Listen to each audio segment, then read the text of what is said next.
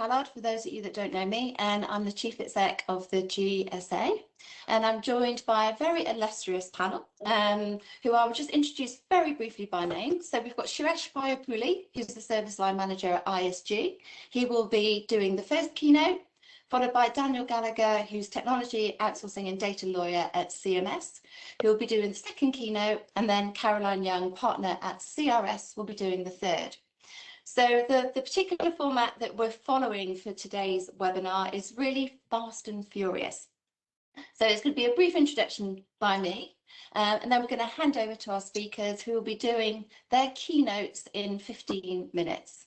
And what we're proposing is that we do keynote, back to back, but we will then be moving into a panel that David Jones, who's founder at Clausify and GSA Council member, will be moderating, and he'll be picking up all the questions that you've got. Either put them in the chat, or when we start getting into the panel, we'll be having no slides. Put your digital hand up and we'll bring as many people into the conversation as we possibly can. We already have a lot of questions from the floor, so for those of you that actually emailed your questions in, thank you very much, and we will be starting with those. So the reason for us putting on this Contracting for AI webinar is we've had so many questions from our member community about what's really going on with AI and what impact it's actually having across the global technology and business services landscape, and particularly with outsourcing arrangements. So you'll probably all be very familiar with the stats that came out in the middle of last year from MIT, saying that 95% of AI implementations were failing. We as a community are seeing absolutely huge amounts of POCs, proof of concepts, but in 2025, not so many of those were moving into large deals, large implementations. We closed the year with a GSA predictions event, and our predictions and the predictions of all of our analyst community is that 2026 is going to be the year of massive transformation, and that transformation is absolutely going to be driven by AI. So we're thinking now absolutely is the time to be discussing how AI is going to change the FTE model. Is it going to displace humans? No, but is it actually going to change the commercial constructs? Highly likely, in fact, definitely. So what we want to do is bring the best minds of the industry together to give their views on how AI is changing outsourcing agreements, changing commercial models, but then how do we actually manage and ensure IP when AI is involved?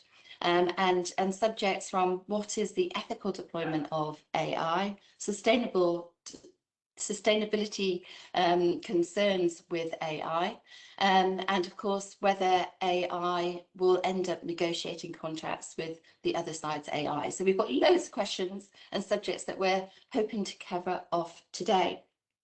So without further ado, I would like to invite our first speaker, and I really hope he's in the room. Suresh, are you available? Morning, good afternoon, good evening, whichever part of the world you are in. Hello, I think the introduction has been made, so I won't really spend too much time introducing myself, but I lead the sourcing advisory practice for Information Services Group.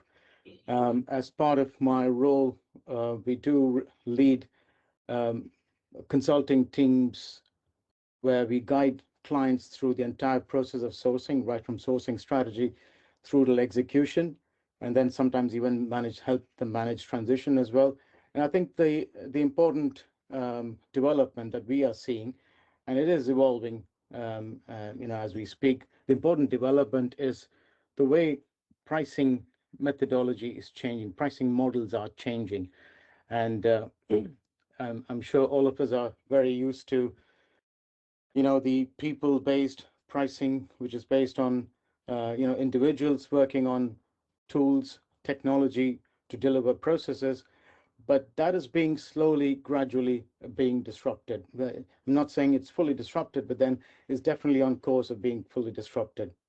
So whereas earlier human beings, as I said, would have done that task, as you see over here in number one, but AI is now changing that in ways that we've never seen these sort of developments, the speed at which this is changing so far. So, for example, we are seeing several processes that are currently being done by humans now being done by AI assisted methodology or entirely autonomous, so that is entirely changing the way pricing models work. And we are definitely seeing less than halving of the pricing per resource unit if it is entirely agentic.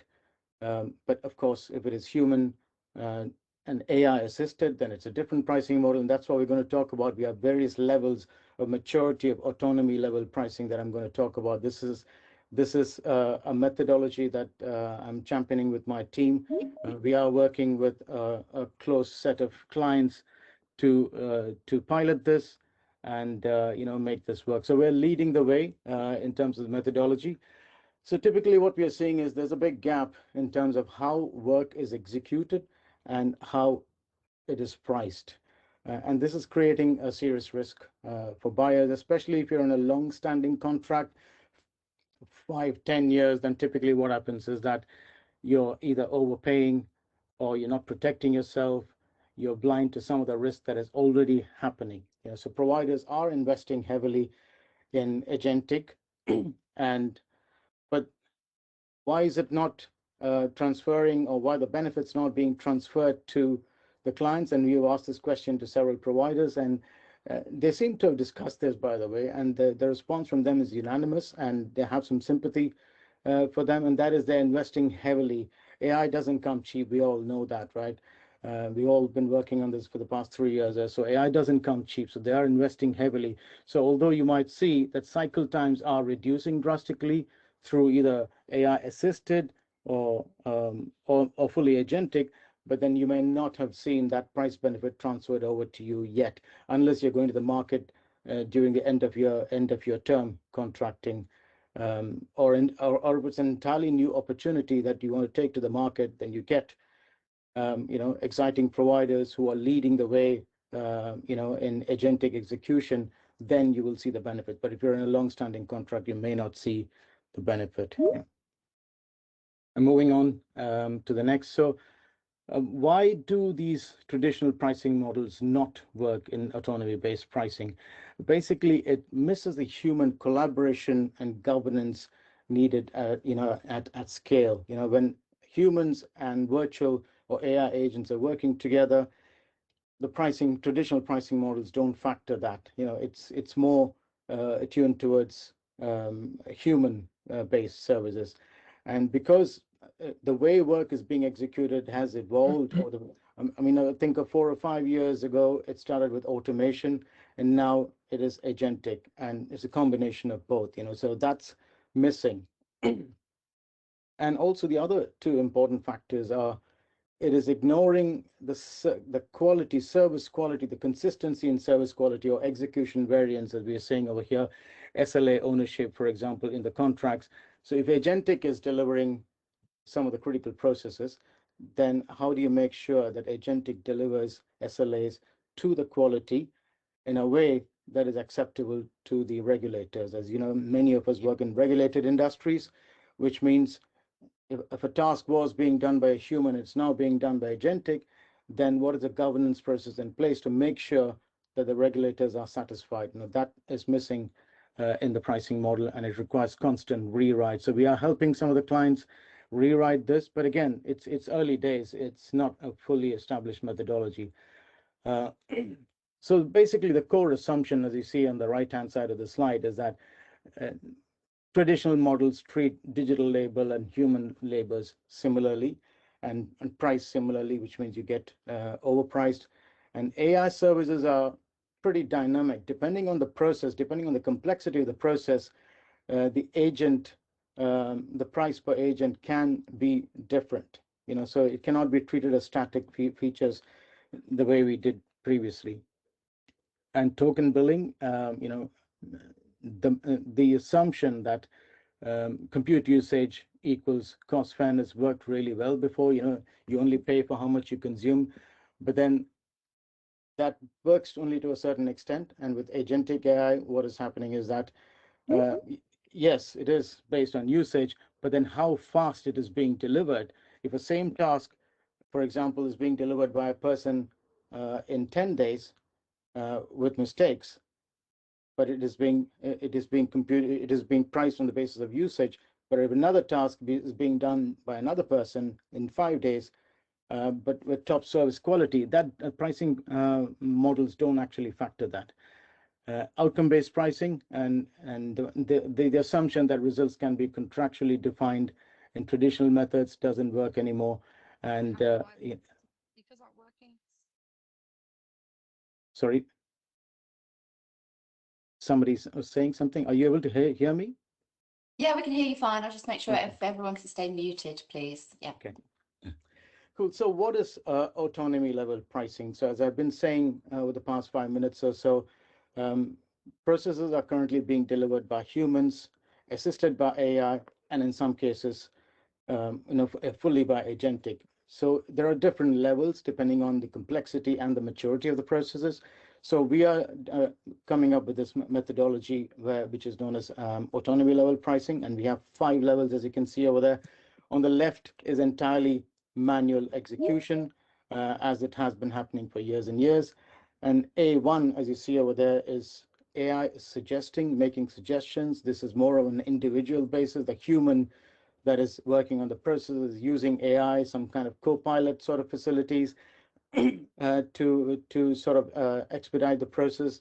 And as you progress to the right, it becomes more and more autonomous. And A2, you see AI executes and human is verifying, enabling productivity, but removing, the accountability from AI, but human is still accountable. As you move next, AI is executing and human intervention is minimal. It's not entirely autonomous, but the human governance layer is overlaid on top of this. And finally, if you go to A4, it is fully autonomous. And it's based on token-based pricing for stable, repeatable work. You get the same quality over and over again.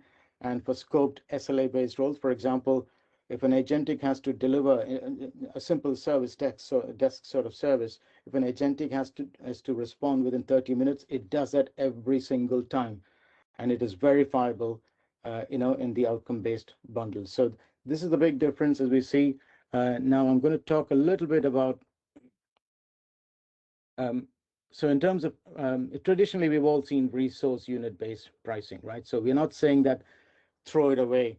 Resource unit, absolutely, that still works per ticket or per invoice, per insurance policy, per user, whatever it is that you had, these things still absolutely work, right? So they're absolutely the backbone of enterprise pricing.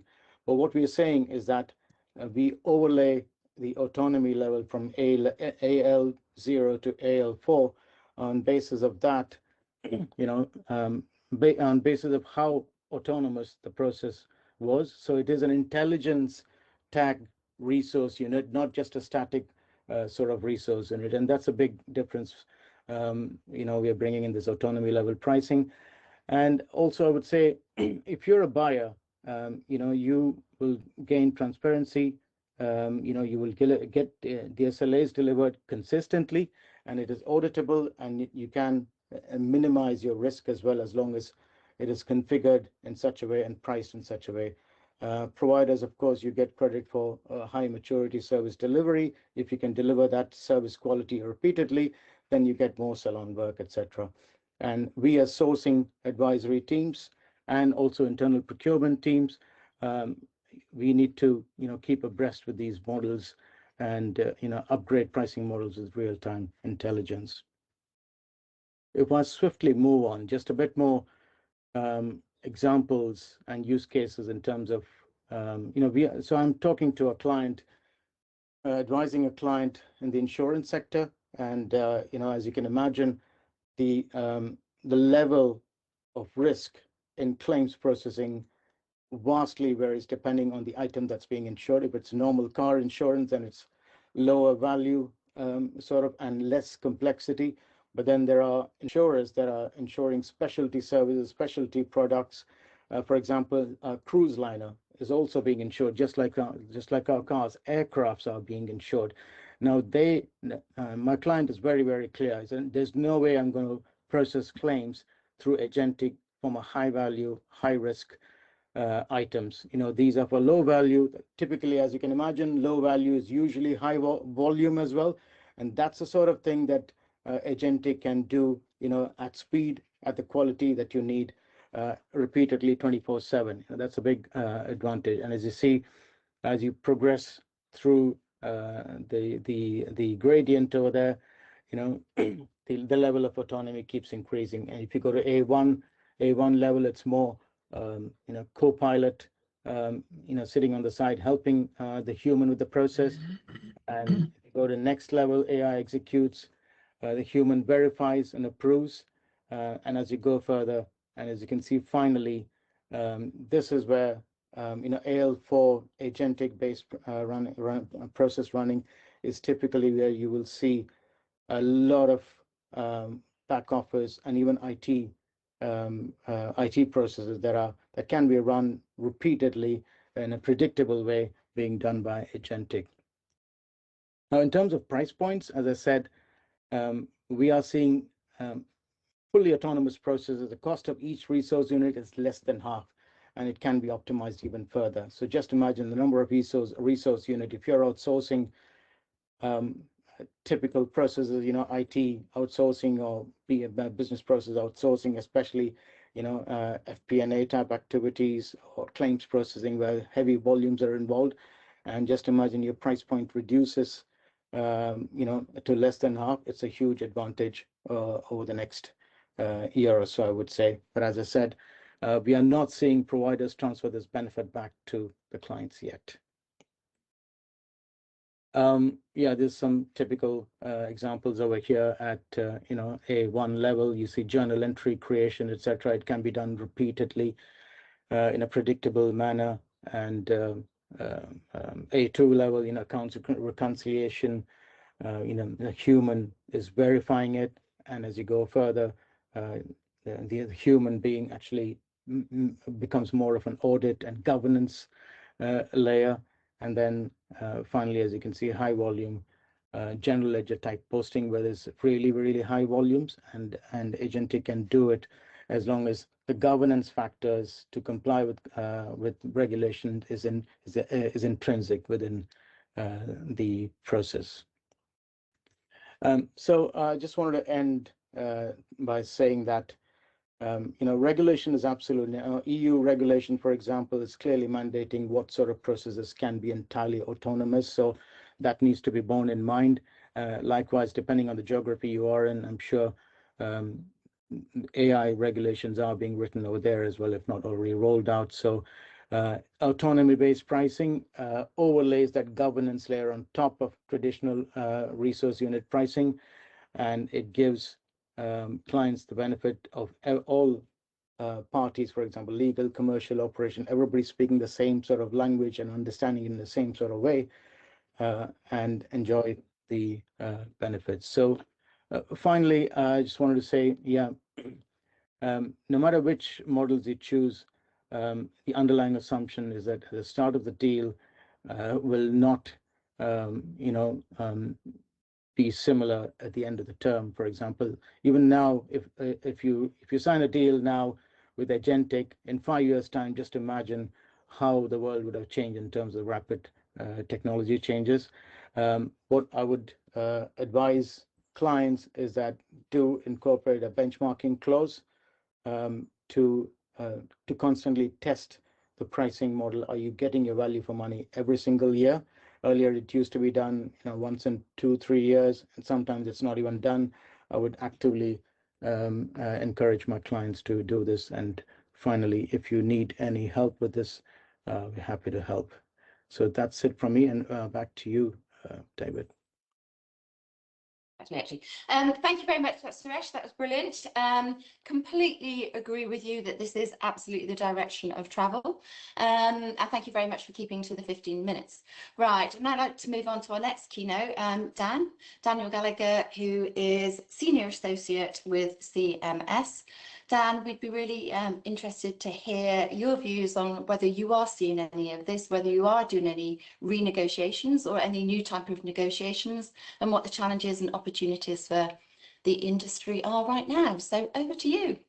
Thanks, Kerry. Yeah, no, happy to share my thoughts on that. And it's nice that Suresh has led off on that and ended talking about change and renegotiation or buyers making sure that they realise all of the benefits that AI has to offer in a environment that we are now, where these tools are advancing very, very quickly. And as Suresh quite rightly points out, you know, there's rapid change in a short period of time, and that is something that we all, you know, that are involved in negotiating and agreeing these sorts of arrangements need to bear in mind. So I on that specific point then around you know, renegotiating, whether we're seeing people renegotiate terms that they've agreed because of the result of the change in technology. I think the answer, what I can say to that is yes, we are. Where we see it coming up, I think most often is where there's an opportunity anyway to introduce a change before the natural expiry of the agreement. So I don't know, you've agreed a 3, 4, 5 year term, and there may be a change that is being made to the service anyway before the expiry of that 3, 5 year term. And it might be then that as a buyer, you have an opportunity to have that conversation with your service provider to say, well, look, what about all these other AI tools that we could bring to improve the service, and to have that conversation. Or I see it coming up at the end of the natural expiry of the agreement. So you're coming up towards the end of your 3, 4, 5 year term, and there is an opportunity then obviously to talk to your current service provider and say, look, I could go out to the market, and I know that lots of service providers will bring an array of AI tools and capability to enhance the services that they'll deliver to me, and that will have an impact on the commercials. And, you know, what can you do to improve the service, transform it using these new tools that are on the market? And you can use it as part of that conversation about renewing a contract. So if it's a, you know, I've seen agreements that are long-term contracts in the sense that they maybe had a 5 year term, which is quite a long term, I think, by today's standards, and it may have been renewed for another 5 year term, or for a couple of shorter periods of time that, you know, cumulatively mean that you've got a 10 year contract end to end. And 10 years ago, of course, sort of looking back 2016, 2015, that predates things like ChatGPT and the other, you know, general purpose AI models that hit the market. Microsoft launching Copilot, you know, only a few years ago.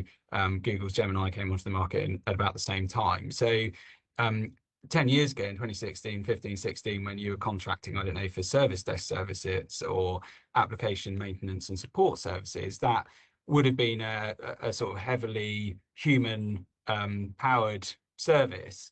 And we know that those services now can be greatly enhanced by the use of AI technology.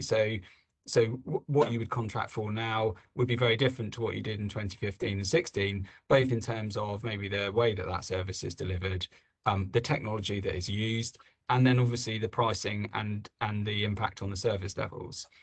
So we are seeing Dan, yeah. Dan, just hold you 1 second. David's waving at us ferociously, and I'm not sure what that's for. No, I was going to ask Dan, because I think there's a question that came in. I think it leads in nicely at this point around contractual terms, and if there's any sort of considerations that we need to have for those third-party tools that you just alluded to. Is there any sort of regard that we need to have in service delivery for the fact that these quite often depend on that third-party tool or AI use case? And is there something we need to keep in mind there? So I thought it was a nice segue to sort of bring that question in. Yeah, Yeah, and then def- let's keep Yep. all questions to the panel as well after that, please. Yeah, thanks. Yeah, so definitely. I mean, yeah, bringing in any technology that relies on third-party tools, you'll need to make sure that your service agreement thinks about that. And that becomes important where we have many tools hitting the market which rely on a few core foundational models, and I'll touch on that in a second. Just to finish the thought on this piece around renegotiating your contract to introduce AI. I think from a buyer's point of view, if you are having that conversation about renewing, an agreement with a current provider and asking them to introduce AI tools, I think the important thing is to try and lock in those benefits at the time that you're awarding that contract extension. Now, it may be that the provider, I mean, ideally what you say is, you're going to introduce some AI tools and the pricing is going to be X and the service levels are going to be X, and that's all agreed.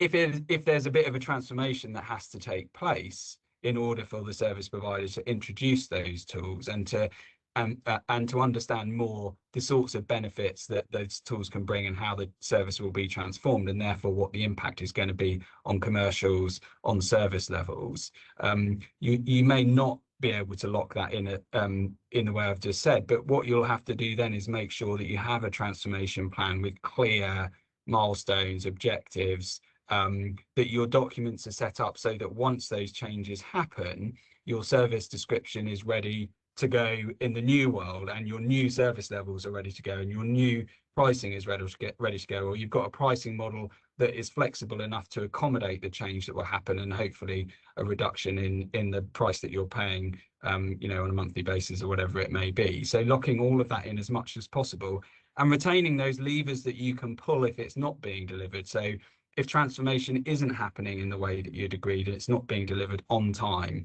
what mechanisms do you have in the contract to keep accountability? Because if the quid pro quo was, I'm going to extend the service with you, but that's on the basis you're going to deliver AI transformation, you need to make sure that both parties are holding up their end of the bargain. So just then to move on to, I think, a bit more about what David's just alluded to on the third party tooling.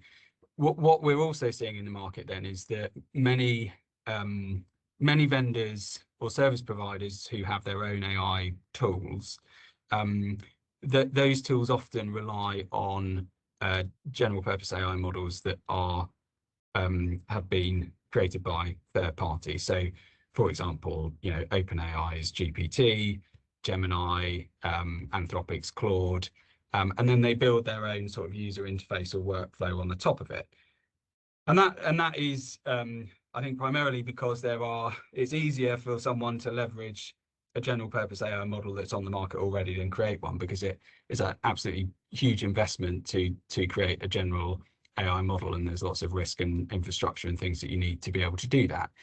Some vendors will give their customers the option of either taking the supply of that underlying model through the vendor, or actually allowing the customer to put the AI tool onto the model that they may already have a contract with the applicable provider for. So it gives some flexibility to the customer, because you may, as a buyer, have a preferential model. You may have better commercials buying it directly from the provider of that model, and you may even have better contractual terms.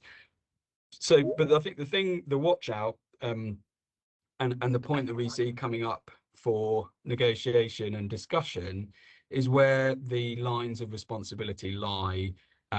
If your service provider is using one of these tools that relies on a third party model, is the amount of responsibility that the service provider will take for the performance of the underlying model. And for buyers, you just need to be careful about how you navigate this, so that you don't end up with what I call a responsibility vacuum. And that could happen where, for example, if you retain the model, if you use the model that you already have a contract for, and then you take a service from someone else and have a contract for that service, making sure that those two agreements work together, and that your service provider isn't overreaching when they say, look, I'm not going to take responsibility for the service if it's as a result of an issue with the underlying model. And I get the intent behind that. And I think you can't expect the service providers to take responsibility for how the model has been trained, its weighting and that technical performance. But there may be a service layer over the top of that, a quality assurance layer that may be human-led from the service provider side that you're expecting. So, for example, if you're going to a lawyer for contract review and they're going to use an AI tool to do that review for you, and I don't know, it's picking out key terms that you need to think about. If for whatever reason the tool hallucinates or just doesn't pick up something, it's a bit inaccurate. Now, it could be an error in the way the tool was prompted, but it could be an error in the tool itself. Hallucination is a known issue with some of these models. Now, I think if I was the person receiving that output from my service provider who's used that tool, I would probably expect them to have checked and validated and done some sort of human look across to make sure that what it's saying is the output rings true. So, and you can apply that in other services, even, in something like an AI tool that is helping to triage service tickets. You would expect there to remain some responsibility of the service provider to keep that quality assurance, to make sure the tool is behaving as it should be and you're meeting service levels and all those sorts of things. So that is just an area where I think we are commonly seeing, parties sort of just making sure that is calibrated in the right way so that balance is met. And so that's a bit of a watch out for buyers. And then one final point I think I wanted to make that's connected to that is about managing the kind of concentration risk that comes with the fact that many of these tools rely on the same general AI models. So it's a sort of wider governance issue, but it does relate to that contracting process. Because many vendors do rely on those same few models, if there's an issue with one of those underlying models, that can become a systemic risk for someone that is using tools that are all relying on the same model. And I think for buyers, it's important to understand where those underlying models are used in the tools that you're buying, and then just thinking about how you're diversifying and mitigating the risk of having sort of single points of failure that then cascade across your enterprise because you've got multiple AI tools all using the same model. And the way I see buyers that we work with managing that risk is both through kind of pre-contractual questionnaires that are going out to buyers, which might be a questionnaire. It could be a standalone questionnaire that asks about their AI tooling and the solutions that they're planning to bring, and will specifically ask them about whether it incorporates third-party models and what those models are.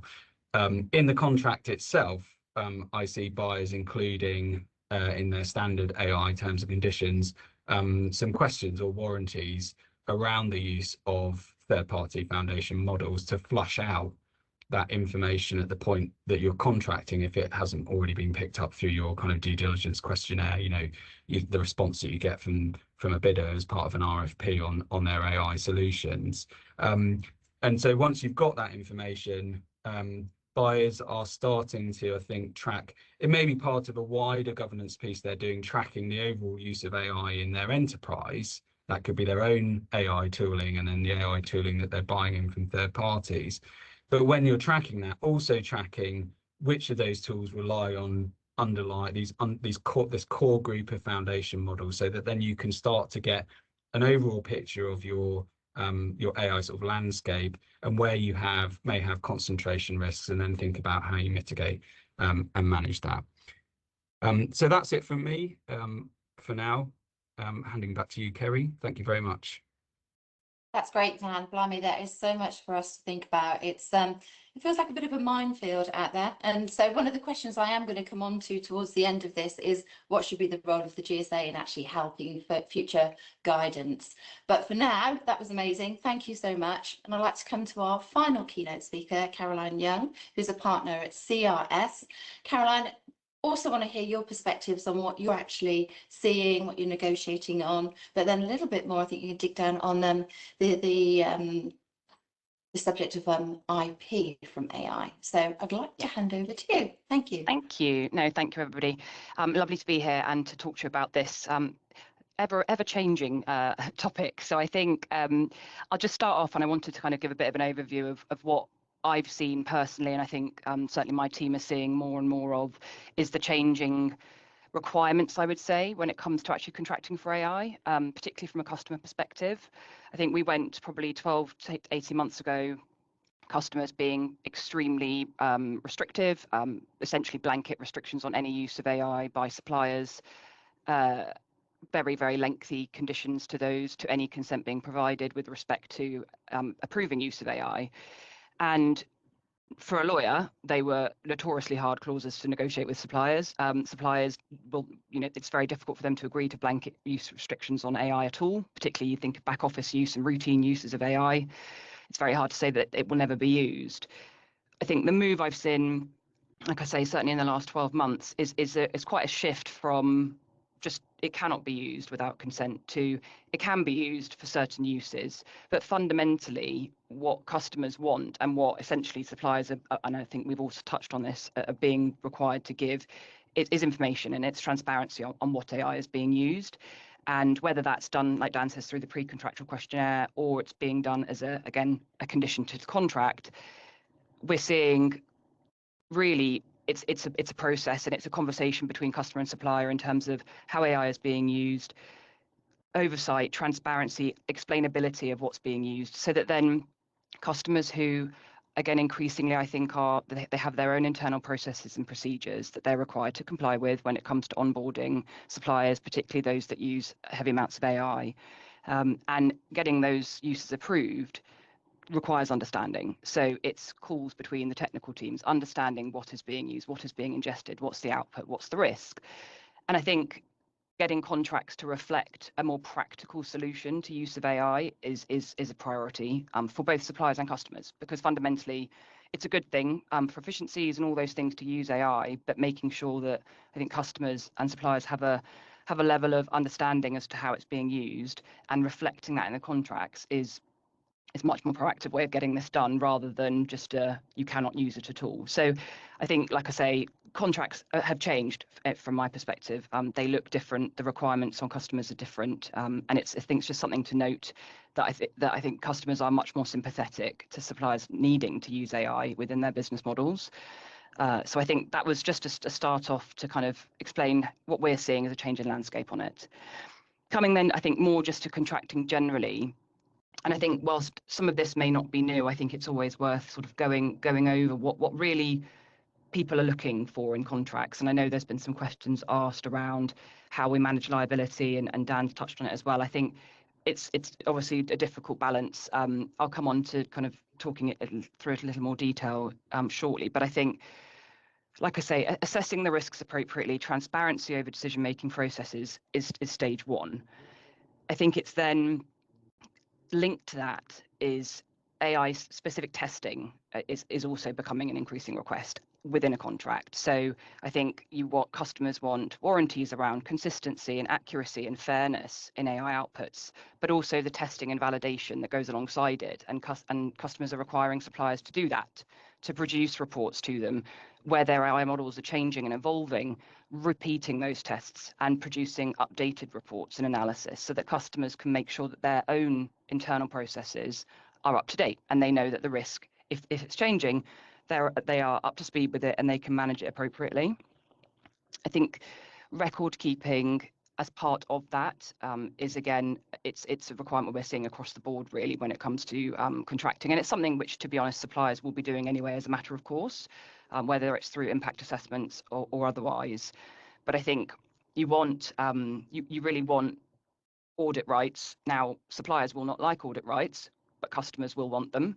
It's then managing and drafting appropriately for audit rights. So how does that work? What does that look like? Can customers be involved in testing? Can they be involved in updates to security standards that suppliers are rolling out? What if those security standards could have negative consequences on the security and information security profile of the systems? All those things. So I think, like I say, not new, but certainly more of a, I will always see them in contracts like this. So record keeping and audit rights.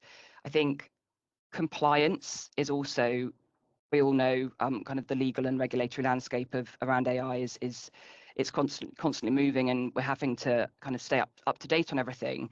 That's challenging for suppliers when you think, and also challenging to cater for contractually, because if you think suppliers are largely going to be required, or at least requested, to ensure that whatever systems they're using, they're compliant with laws. But laws change, guidance changes. So who's responsible for the cost of ongoing compliance? And if bespoke development needs to be done to ensure compliance, is that the supplier's cost, or is that going to be pushed on to customers? Thinking about that, thinking ahead around changing landscape and providing for it in contracts, we're seeing that as well. Customers will want suppliers to bear the cost. Suppliers will want to share that out with their customers, of course. But I think it's also ensuring contractually suppliers are actually required to update the AI in order to ensure continued compliance with laws. Not mentioning it, silence on it, does not impose that obligation on them. That it needs to be in there contractually. I think the other thing which we're seeing quite a lot of is customers really ensuring they have a right, so essentially a kill switch, either to the contract or the use of particular AI models. So whether that's because the AI is not non-compliant, there's a security concern, it doesn't meet the customer's requirements for their own risk profile, all of these things, in a way that we're getting around kind of this divergence of what customers and suppliers want, and the controls that customers want over suppliers and how they're using AI, is actually provided that customers have a right to terminate or suspend access or kill switch a certain element of the AI. It can be a useful tool. It gives the customer the comfort they want to know that they're not going to be subject to a contract that essentially is non-compliant. And particularly where you have regulated clients, this is a huge issue. They are, financial services regulations that require customers to have a right to terminate contracts if use is no longer lawful. Again, things that absolutely need building into your contracts. I think a part of that as well around the changing landscape is, and I know that Suresh and Dan touched on this as well, but a change control process, a really clear change control process, is becoming more and more important, whether that's for changes in the AI itself and the services, or benchmarking. Is the pricing changing? What, thinking ahead, essentially, particularly for those longer term contracts, is something which we're seeing. It's essentially negotiated commercially from the outset, making sure that suppliers and customers are aligned that come X happening, there's a right for changes to take place. And what happens if changes can't be agreed? Is it a get out? Is it a termination event? So again, all things going into the contracts, which, whilst they apply more generally and they're not necessarily AI specific, part of the AI process feeds into all of these rights and obligations under the contract. So it's essentially making sure you have got the get outs, you've got the back doors where you need them for both supplier and customer, like I say. I think the other thing to think about is the data quality, which is not new. It's not a new concern. We all know about it, but handling it contractually is difficult.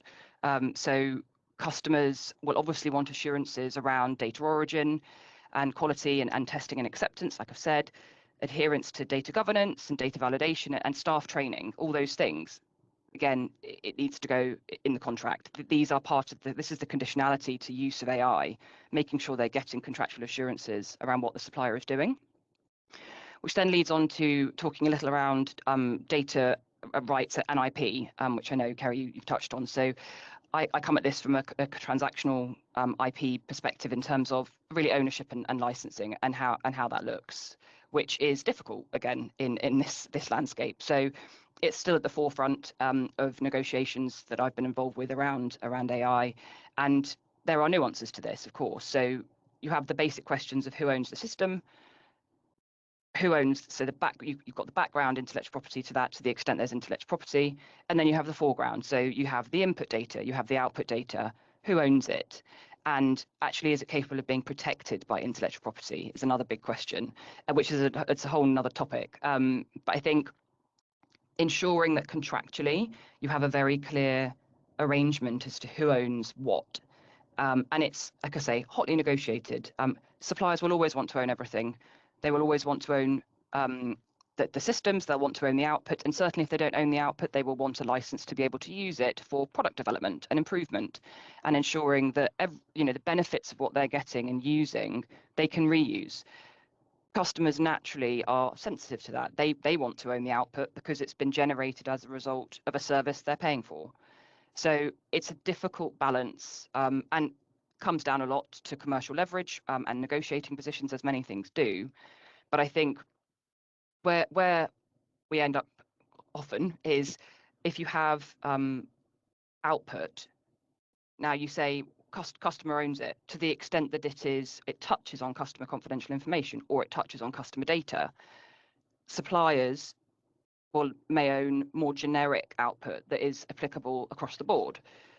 But actually identifying what those are in practice and technically, that's not so easy to put in a contract. That takes, again, the teams to really be involved in what's being generated through the use of AI.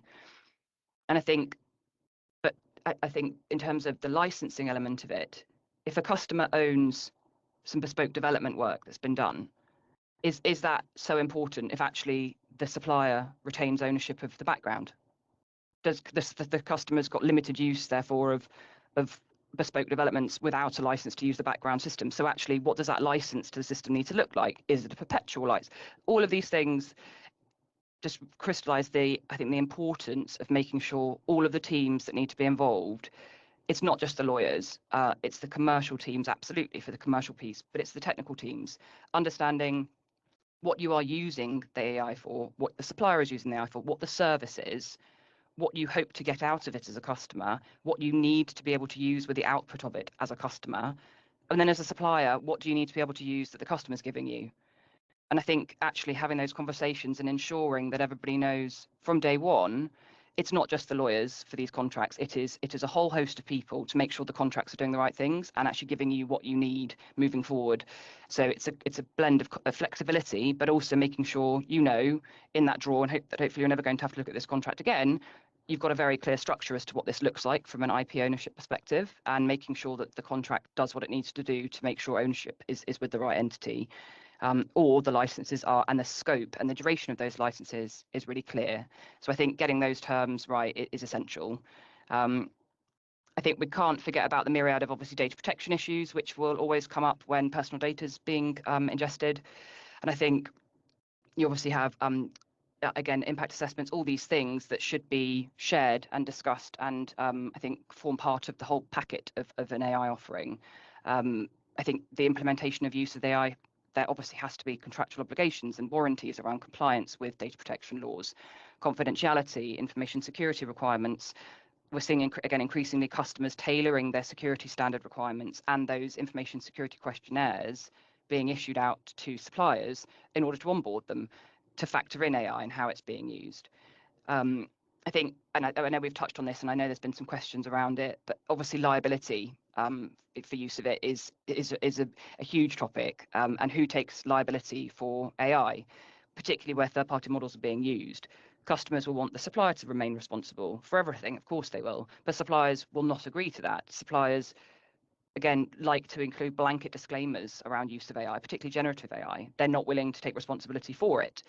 I think where you have leverage to negotiate, particularly where it's bespoke solutions, that's very different, and it's a risk apportionment. Suppliers will not absorb more risk than they're getting for reward when it comes to fees. We've had suppliers where it comes to liability caps negotiating increases in fees if we want a high liability cap, higher insurance requirements, all those things. So I think it's a notorious problem who's liable for an accurate output, who takes the risk on it. And I think what we're again seeing is carve-outs to liability regimes, and they won't come as a surprise to you, but where third-party models are used, where customer data is being used, suppliers will not take responsibility for it. I think oversight of what third-party models are used is therefore critical for a customer. You need to understand if there's a gap in liability, in the chain of liability, and you don't have direct recourse to a supplier, who do you go to? So it's understanding what third-party models are being used to then go and look further into it, down the chain. What do those terms look like? What's that licensing model? Chances are that supplier does not provide does not assume any liability, for anything they give you. The COT stuff is, no, $100 or whatever it is for a liability cap for anything. So I think I would say liability regimes, it's not necessarily one size fits all when it comes to this. I think, like I say, where it's heavily negotiated contracts, it's a lot easier. It's a lot easier to push each party around in terms of who's going to take most of the risk. Where it's COTS or where it's just generative, it's a lot harder. And I have a lot of sympathy with both sides of it, and it's not an easy job to do that contractually, but there we are. I think third-party infringement, obviously another area, which obviously there are inherent risks when it comes to IP infringement with use of software more generally, but obviously all of this, inputs and everything like that. So I think where an AI tool's been designed or developed by a third party, who is taking responsibility? Is it the third party? Who's taking responsibility for the training data? Does that fall within any indemnification protection? Is it fully outside of it? Does it fall within the warranty protection? Query. So I think, yeah, it won't be a surprise to any of you. I think contractual parameters around use of AI are crucial. But like I say, I don't think it's just the contractual terms and conditions. I think it's everything else that goes around it, to ensure, regulatory compliance, understanding transparency, and making sure that hopefully it's a success, and you are managing risk, not just through your contracts, but also managing risk from a technical and practical perspective with the right teams and human oversights involved. And I think that goes for customers and suppliers. So yeah, that was what I wanted to touch on. So I will hand back to you, Kerry.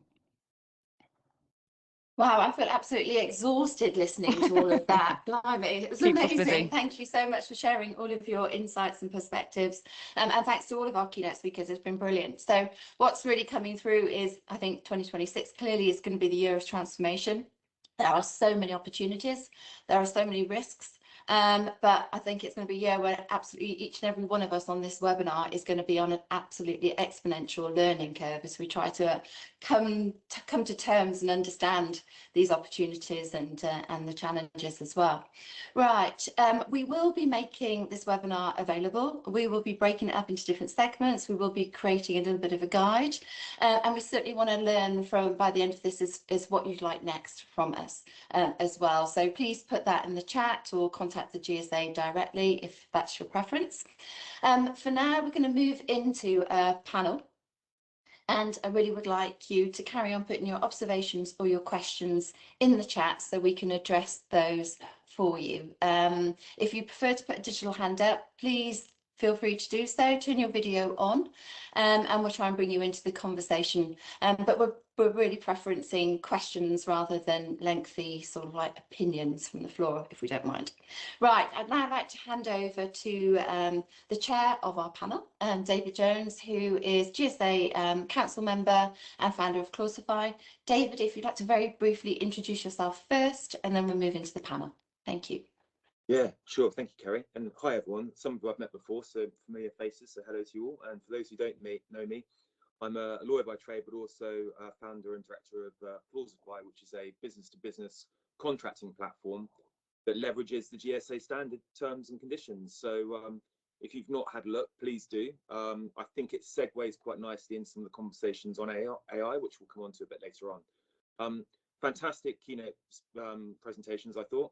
Suresh, I was fascinated by the different levels of AI, the degree to which the human's in the loop and the human's not, and the cost savings really start to sort of add up when you step back quite a lot as the human and allow the machine to do a lot of the work, which of course then leads on to some of the points that you raised down in your session around systemic risk. I thought it was a really good point there around that single point of failure. We've seen that with some other IT issues of late, where there's been, you can almost spot the IT infrastructure that some companies are using by the names that go down, are that they're with X and they're with Y. So I think that's very interesting, that kind of single point of failure and the need for that contractual flexibility.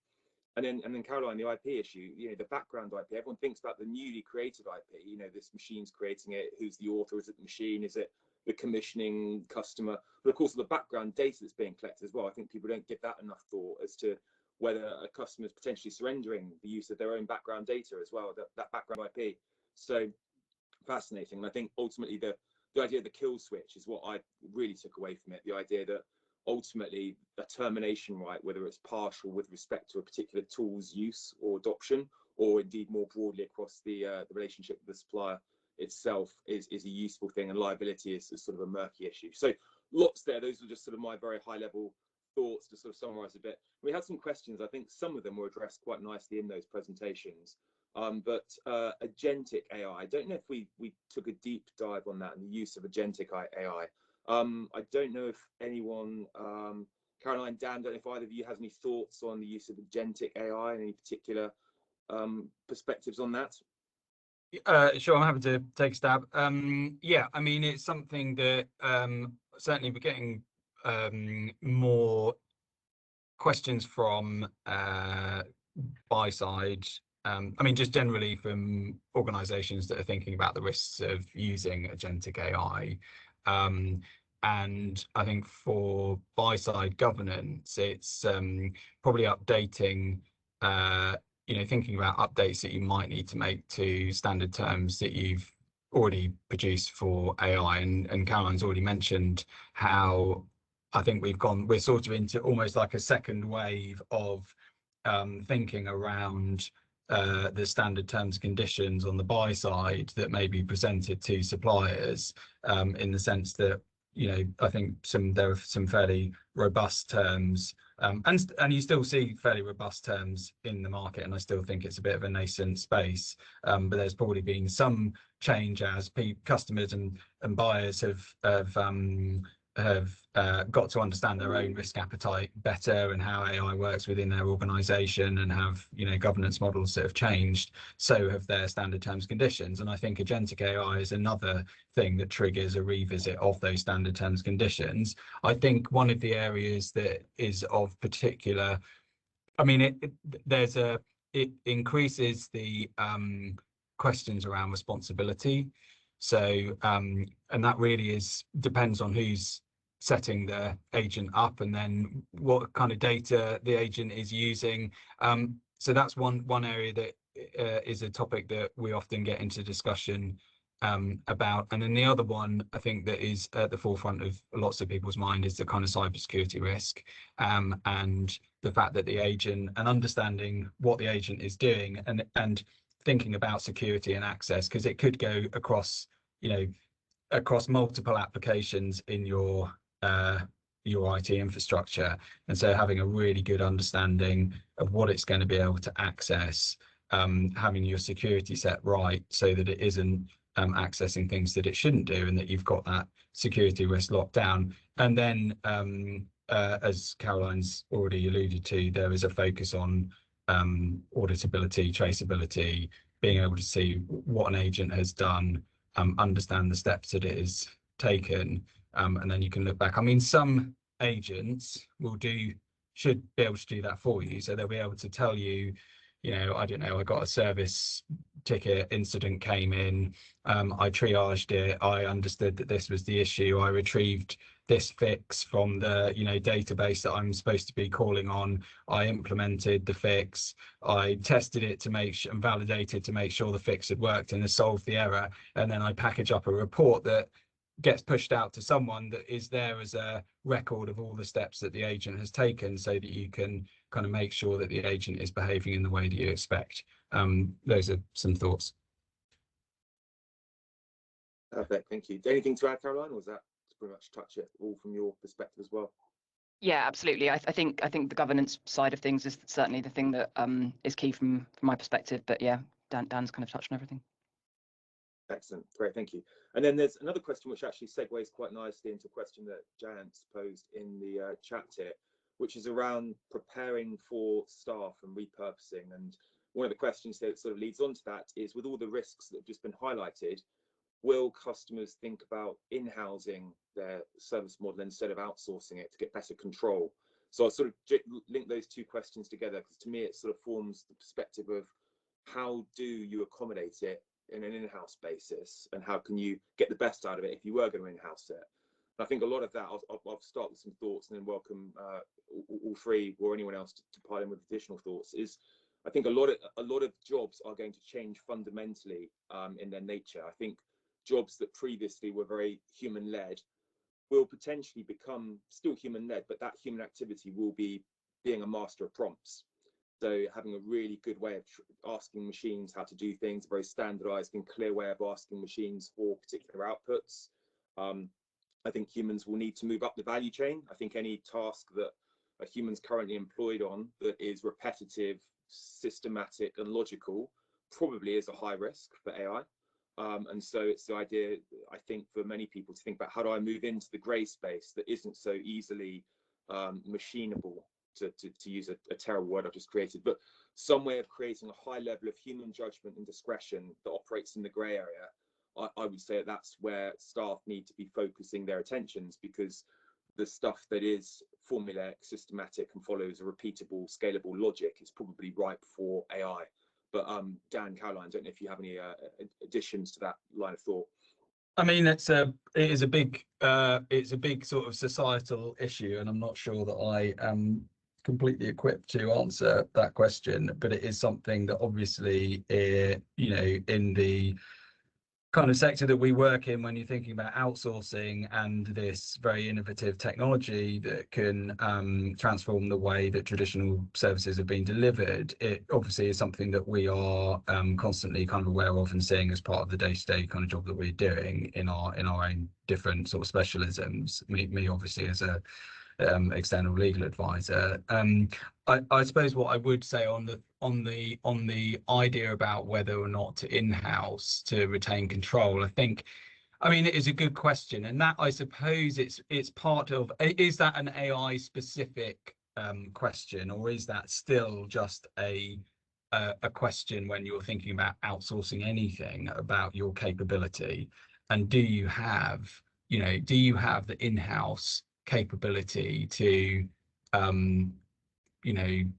use AI tools effectively? Do you have the right people in your organization who can do that? But do you have people that can build an AI system, for example? And if you don't, then I guess you've got the choice of you're weighing up whether it's control over going at getting someone with those expertise, and if it's control, I suppose you're building maybe a team in-house, or you're asking someone to develop you a tool that you will own and use in-house, versus handing that over to someone who may already have a team and technology and expertise to do that for you. There is obviously a related point there about making sure that thinking about equipping your existing employees in a way that they are AI literate, and that they are maximizing these tools that do get introduced, if you're introducing them in-house. Because I know that there's lots of people looking at tools that are out there in the market and using them, but how are you actually using them in a way that achieves all the benefits and promise that they could bring? But again, it's quite a big topic, but those are my thoughts on it. And I was just going to add, oh, sorry, Suresh, go on. You've got your hand up. Oh, please go ahead. That's okay.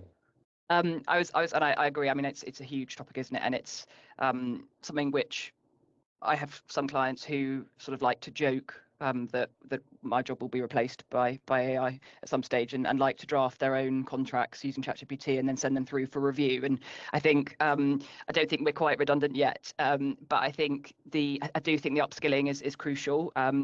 And I think a lot of organisations are investing, including my own firm, in investing a lot of time and resource in upskilling staff, engaging the right people that can help.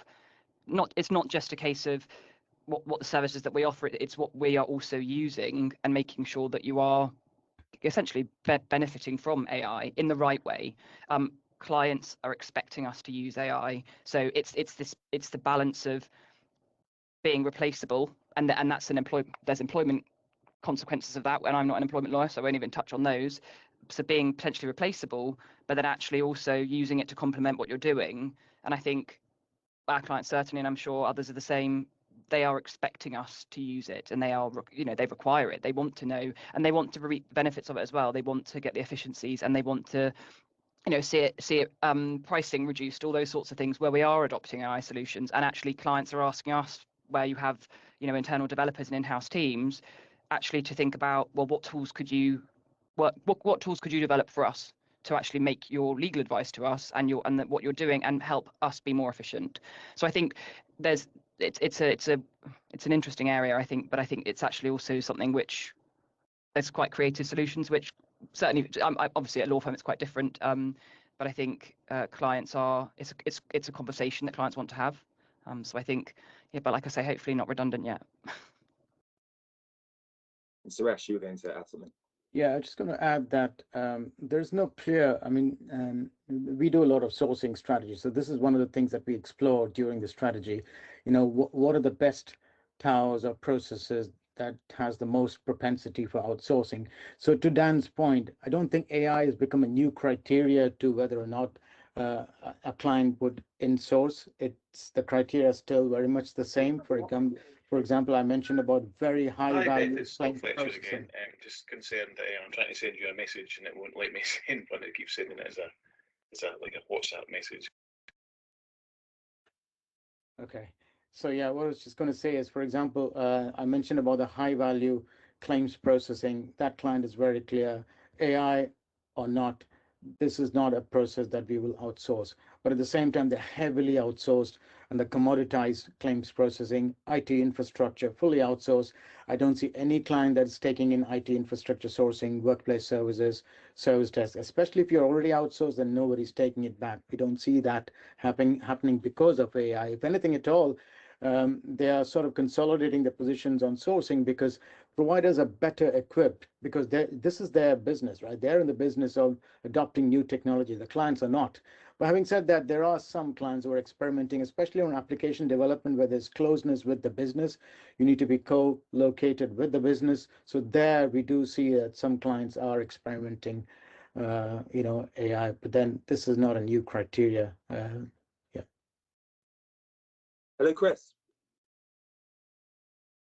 You're on mute. I am on mute. I'm now off. Hi, everyone.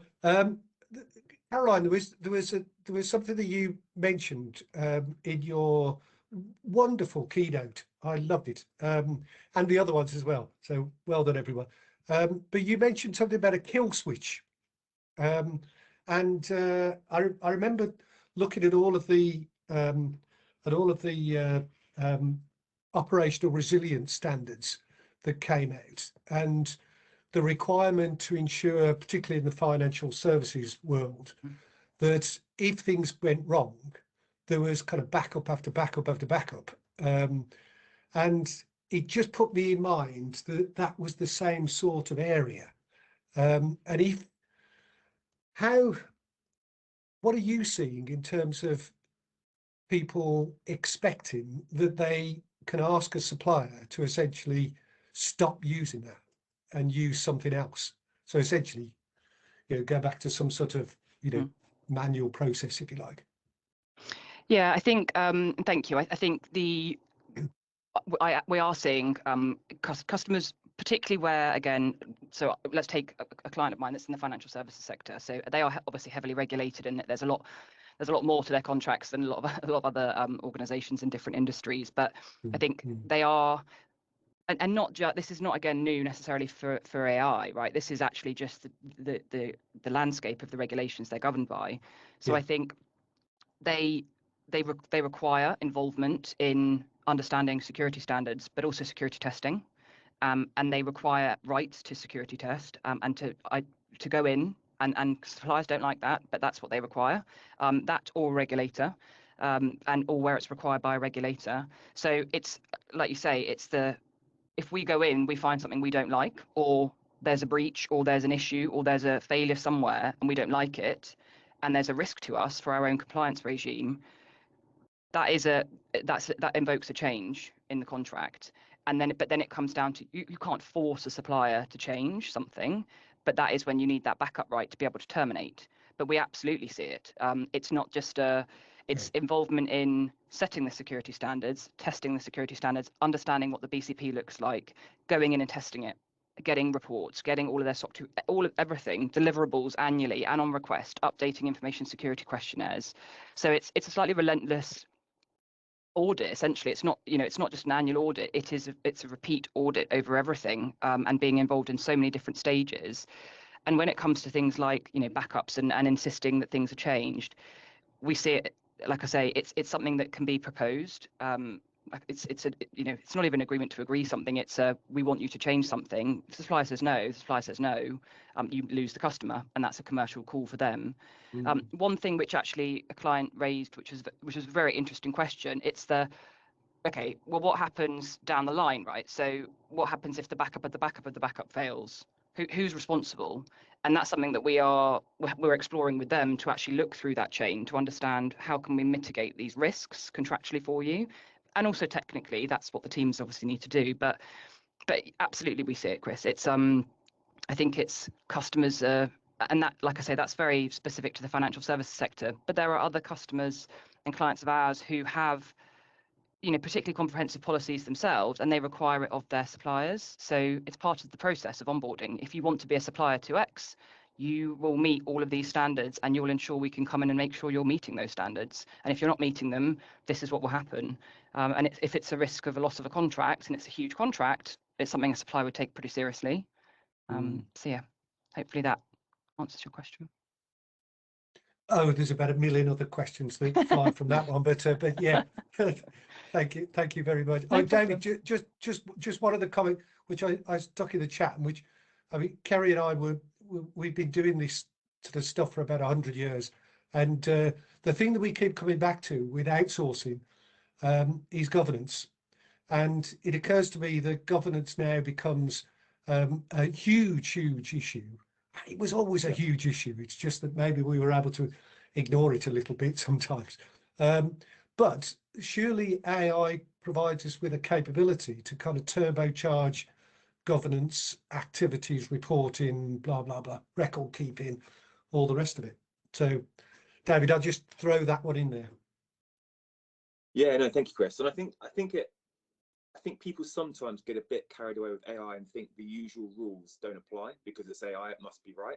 But I think, exactly to your point, the same questions need to be asked of, for an organization, what is our core point of differentiation? What is our USP? Because the closer you get to that, the more unwilling and the more cautious any organization should be about outsourcing it to anyone, whether it's AI or any other force.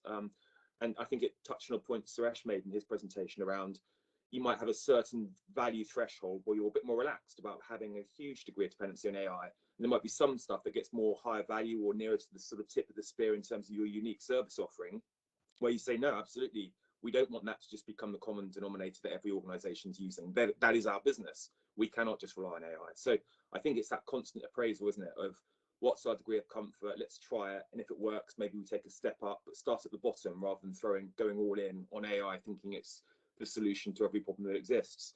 And I think this touches then quite nicely upon another question, which is around how we ensure from a psychological safety perspective that AI isn't just standardizing, but gives parties trust. And I think that was one of the questions that was submitted before. And I think that is the point, you know, the standardization. AI is basically a huge aggregator that scours all kinds of different references and then gives an answer that's within sort of the mean based on that huge data set. And sometimes the answer you want isn't the average or the mean. It is something quite unique and different that hasn't been done before. So I think that's worth keeping in mind. And I like to think about, in this point, Caroline, that you made around some customers some of your clients sending you AI generated contracts. I'm really suspicious about that myself. I mean, some of you may say, well, you would say that you have a business that works around standard contracts. And I do genuinely think standard contracts are a better approach, because if you think about, okay, so I can get AI to generate me a contract and send it across. The person who receives that document, how is that helpful to them? They don't know what prompt I've given AI to write that contract. They don't know it's balanced. They don't know it makes sense. They don't know it's legally enforceable. All it is entrenching the current system of backwards and forwards reinvention of the wheel, but enabling that first creation of a document to be done more quickly and cheaply.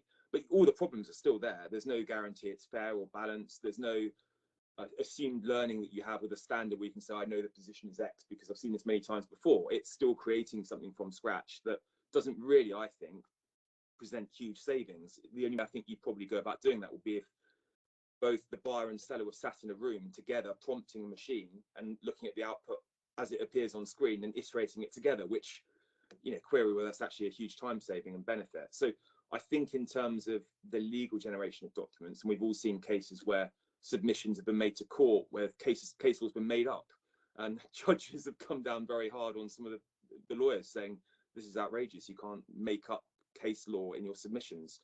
So I think we're still a long way from being able to say we can trust completely AI, and that human in the loop is absolutely a key part of all of that. Another question that came through was, is there going to be, what steps are successful organizations taking in terms of diversification and avoiding that single point of failure, Dan, that you mentioned? What are organizations doing? I think in the current geopolitical climate, this is a real concern, right?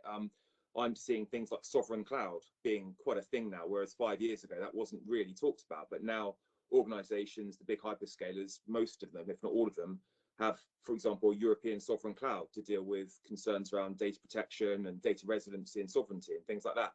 Are there any other things, Daniel, Suresh, Caroline, any of you are seeing around steps that organizations are taking to diversify their risk and to make sure that they avoid this single point of failure that we talked about? I mean, I suppose, I mean, I've already kind of alluded to some of the things that we've seen people doing in terms of tracking their understanding where they might have single points of failure, where they're becoming quite dependent on a small group of models. And I suppose how you then deal with that is a question that then you need to sort of grapple with, which is, but there is an inherent issue there, I suppose, in the sense that if you have a core group of providers and a lot of them are situated in certain territories, jurisdictions, etc., you know, do you have viable alternatives? And that is obviously a big, you know, geopolitical kind of governmental question that is being looked at. The UK are thinking about that. The European Union is thinking about that.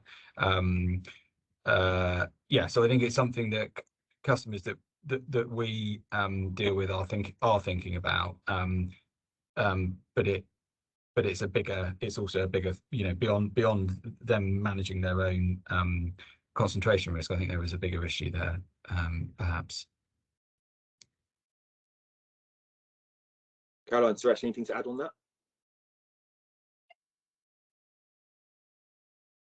Go on, Suresh. I feel like I've been chattering. Yeah, no worries. Well, I think beyond what Dan has said, I don't think, again, I don't think AI is causing any additional single points of failure. So the risks that were there previously is still there. But as you said, cloud sovereignty is something, you know, that due to the geopolitical risk, European companies are definitely something thinking about. But at the same time, you know, the jury is out in terms of how sovereign you will be if the hyperscaler is headquartered somewhere else in another country. You know, so there's a lot of talk about you know, de-risking from the single point of failure, but I don't think there's a silver bullet to solve this problem other than the traditional ones, like, you know, reducing concentration risk and disaster recovery sites, etc. Yeah, I agree. Excellent. And then another question, it's a bit of a broad one, a bit of a kind of random one. How does the panel think that AI will shape the travel industry? Some with a particular interest there. But I think there's probably two parts to that. There's sort of the operational side of things. You know, I'm thinking planes and logistics and timings and scheduling and all that sort of stuff. And then also the sort of commercial aspects of it for businesses. Yeah, if I can just take that part. So first of all, The general impact that agentic and AI is going to have on all businesses will affect the travel and tourism industry as well.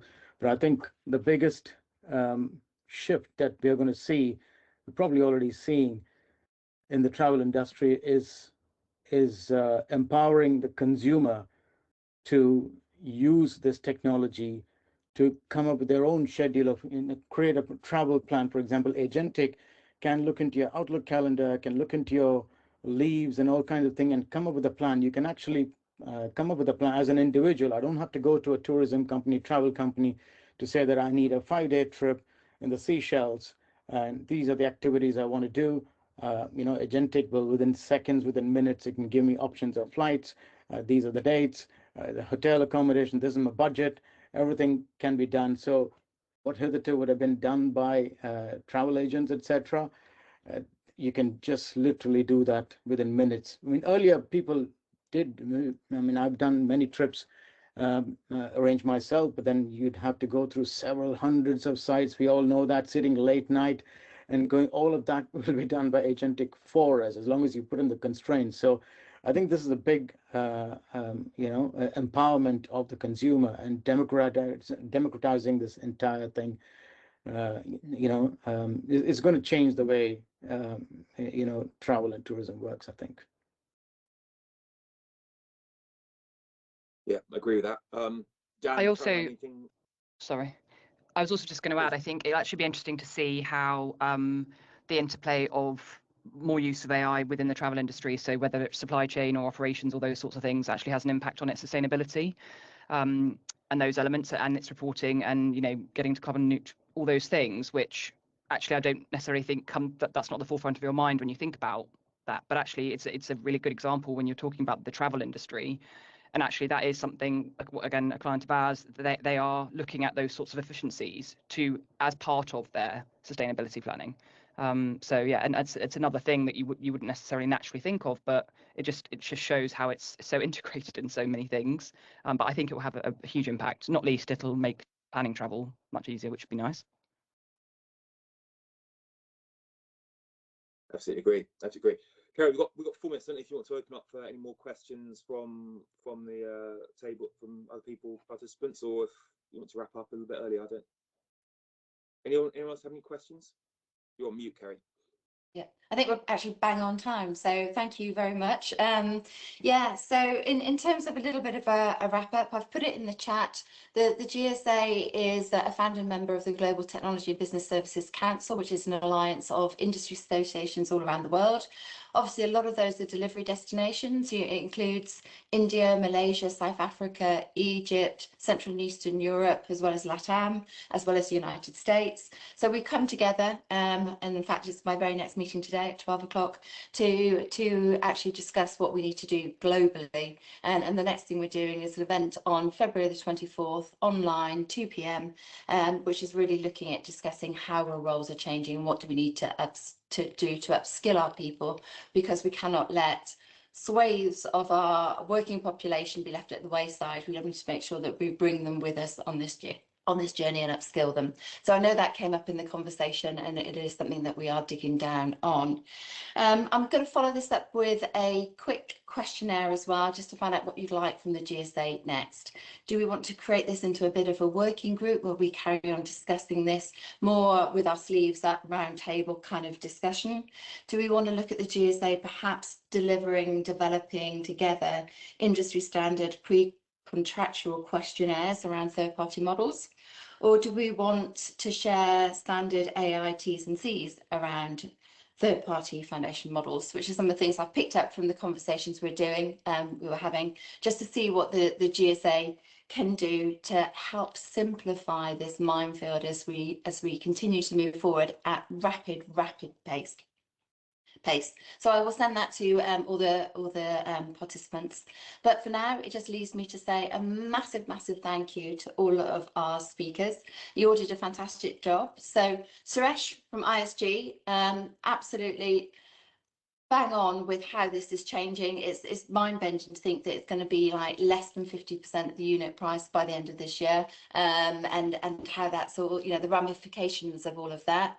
Dan and Caroline, your views on what you're actually negotiating and all the things people need to be thinking about were really, really inspiring, really insightful. So thank you very much for the full share that you did. That was really open and transparent and generous of you to share so much intel. So we do really appreciate that. And David, thank you very much for chairing the panel. So we appreciate all your time, appreciate all of your time for joining us. And let's keep this conversation going, because there's a lot to be discussed and a lot to be worked out throughout 2026. So